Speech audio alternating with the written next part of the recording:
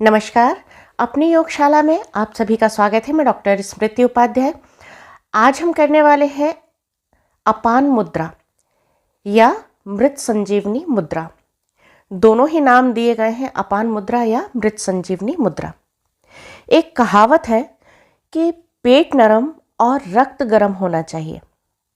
यदि कब्ज रहता है तो बहुत सारी शारीरिक और मानसिक बीमारियां हमारे शरीर को घेरती रहती हैं, क्योंकि कहा जाता है कि पेट से ही सभी बीमारियां उत्पन्न होती हैं। सारी समस्याओं की जड़ पेट में स्थित अपान वायु है। अब वायु क्या है, वायु से संबंधित हम आगे चर्चा करेंगे, क्योंकि हमारे शरीर में 5 प्रकार की वायु रहती है। उसमें एक है अपान वायु। तो अपान वायु को नियंत्रित करना बहुत आवश्यक है, जो कि मूलाधार चक्र को नियंत्रित करती है। और मूलाधार चक्र से संबंधित बहुत सारी समस्याएं, यदि हमारा अपान वायु नियंत्रित है, सम है, तो बहुत सारी समस्याएं अपने आप ही ठीक रहती हैं, उसमें किसी प्रकार का कोई परेशानी नहीं होती। लेकिन यदि अगर अपान वायु कुपित हो जाती है तो बहुत सारी समस्याएं उत्पन्न हो जाती है। तो आज हम सीखेंगे अपान मुद्रा, जो कि बहुत ही महत्वपूर्ण है। यदि इसे कर लिया जाए तो हमें जीवन में कभी भी किसी भी प्रकार की समस्या का सामना नहीं करना पड़ता है। तो इसे करने का सही तरीका क्या है और उसके कारण कौन कौन सी बीमारियां हो जाती हैं, और अपान मुद्रा के द्वारा हम उन बीमारियों को कैसे नियंत्रित कर सकते हैं, उसके बारे में हम आगे बात करेंगे।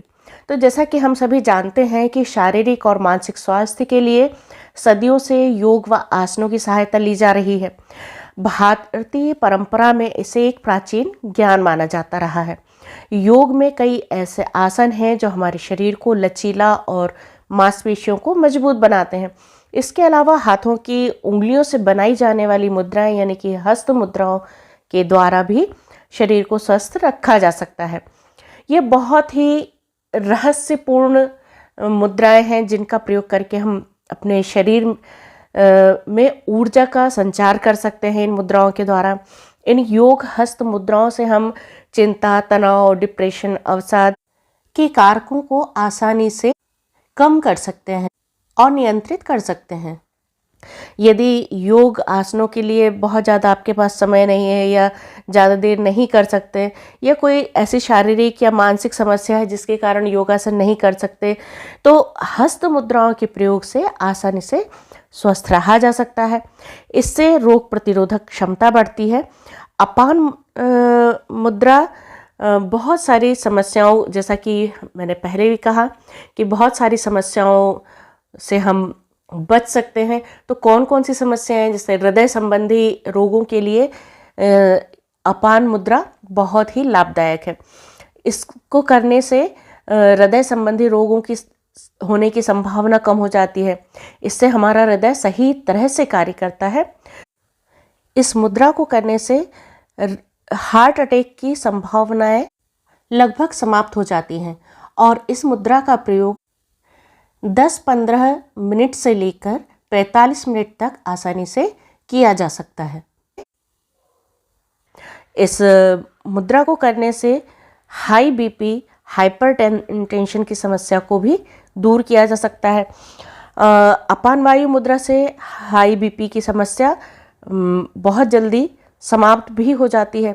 शरीर में वायु के कारण नसों में एक सूखापन, रूखापन आ जाता है, जिससे नसों में सिकुड़न होने लगता है। लेकिन अपान वायु मुद्रा करने से नसों की सिकुड़न को हम दूर कर सकते हैं। वात, कफ और पित्त से संबंधित समस्या को भी यह मुद्रा दूर करती है। अपान वायु मुद्रा वात, कफ और पित्त को बैलेंस करके हमारी पाचन क्रिया को बेहतर करती है, जिससे हमारे पेट संबंधी जितनी भी समस्याएं हैं, पाचन संबंधी समस्याएं, उसे दूर करती है। एसिडिटी की समस्या को दूर करती है यह मुद्रा। तो अपान वायु मुद्रा करने से पेट संबंधी परेशानियों को हम दूर कर सकते हैं, पाचन क्रिया को ठीक कर रख सकते हैं और पेट में बनने वाला एसिड है जिसके कारण एसिडिटी होती है उसे नियंत्रित किया जा सकता है। इसके साथ ही गैस और सीने में जलन की समस्या से भी आराम मिलता है। यह मुद्रा रक्त संचार को भी सुधारती है।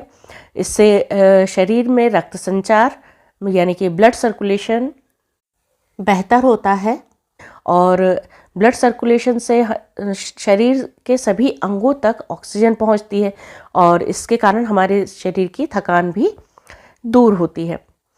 अब हम जानते हैं अपान मुद्रा करने का सही तरीका क्या है, किस तरह से हमें इस मुद्रा को करना चाहिए।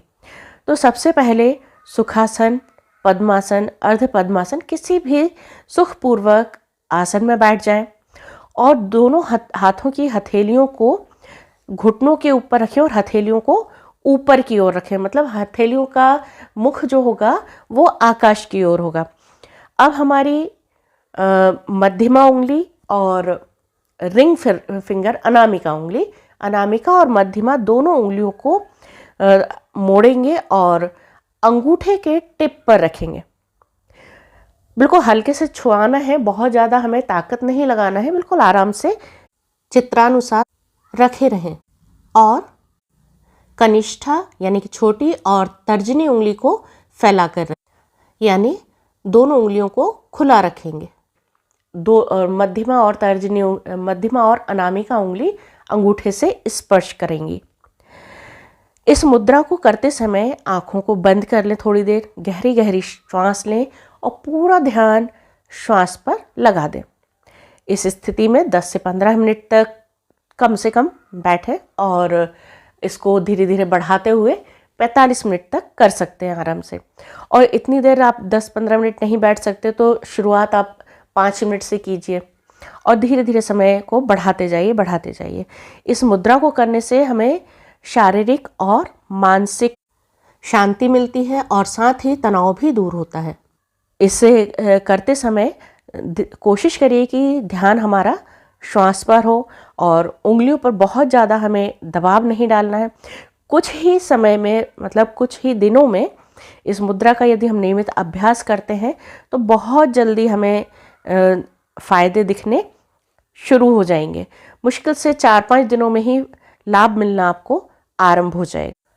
और अधिक लाभ प्राप्त करने के लिए, जल्दी लाभ प्राप्त करने के लिए अपान वायु मुद्रा के साथ ही प्राण मुद्रा का भी प्रयोग करना चाहिए। अगला वीडियो प्राण मुद्रा का मैं डालने वाली हूँ, तो उस मुद्रा को भी बहुत अच्छे से ध्यानपूर्वक सीख लें, सुन लें, ताकि इन दोनों मुद्राओं का एक साथ आप जब प्रयोग करेंगे तो और ज़्यादा लाभ प्राप्त होगा और बहुत जल्दी लाभ प्राप्त होगा। जैसा कि नाम से ही विदित है, प्राण मुद्रा, यानी कि यह मुद्रा प्राणदायिनी है। चलिए अगले वीडियो में मैं प्राण मुद्रा के बारे में बताऊंगी। अब अगले वीडियो में हम फिर मिलेंगे, तब तक के लिए नमस्कार, धन्यवाद।